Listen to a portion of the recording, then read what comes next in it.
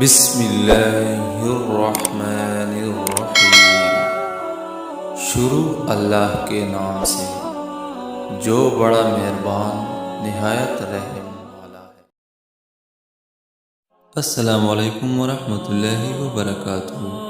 وضو کے بعد آسمان کی طرف منہ اٹھا کر یہ کلمات کہیں، جس کی فضیلت یہ ہے: وضو کے بعد اس دعا کے پڑھنے سے جنت کے 8 دروازے کھول دیے جاتے ہیں۔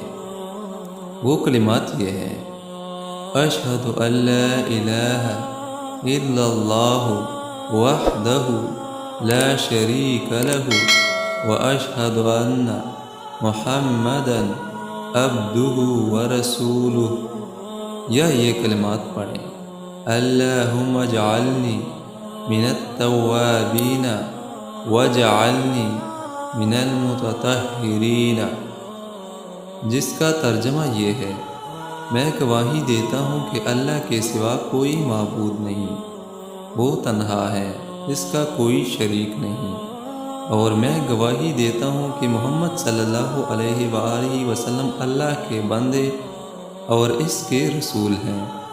اور دوسرے کلمے کا ترجمہ یہ ہے: اے اللہ، مجھے بہت توبہ کرنے والوں میں اور بہت پاک رہنے والوں میں شامل کر لیجئے۔